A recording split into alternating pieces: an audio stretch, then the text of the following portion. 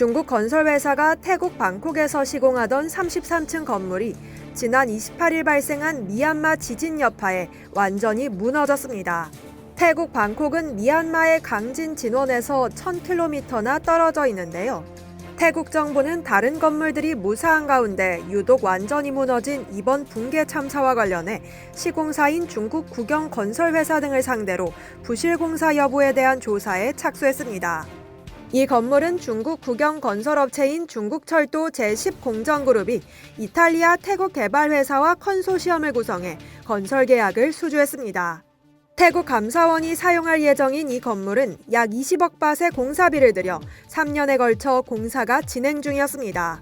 수주 당시 중국철도 제10공정그룹은 이 건물을 해외에서 처음 짓는 초고층 빌딩이라고 소개한 바 있습니다. 그러나 중국 인터넷에선 관련 정보가 삭제된 상태로 당국이 규제했을 가능성이 있다고 니온게이자이는 전했습니다.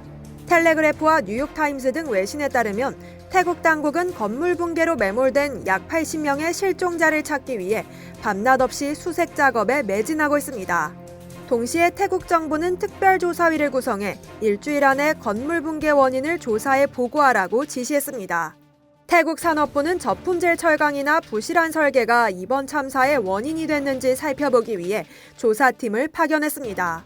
전문가들은 이번 지진에도 방콕의 기존 건물과 공사 중인 건물 등이 대부분 건재했던 반면 해당 건물만 폭삭 주저앉은 데 대해 의문을 제기하고 나섰습니다. 토목공학자인 수차차비 수안사와스는 뉴욕타임즈를 통해 분명히 뭔가 잘못됐다면서 이것보다 훨씬 높은 건물 그리고 건설 중인 초고층 건물들도 문제가 없었다고 지적했습니다. 이어 영상에서 기둥이 터지는 걸 볼 수 있다면서 설계가 잘못됐거나 시공이 잘못됐을 가능성이 있다. 다만 결론을 내리기엔 너무 이르다고 덧붙였습니다. 일부 전문가들은 수평으로 하중을 지지하는 구조물인 보 없이 기둥 위에 바닥을 바로 얹는 플랫 슬래브 건설 방식과 방콕의 연약한 지반이 합쳐져 지반의 흔들림을 증폭시켰을 가능성이 있다고 보고 있습니다.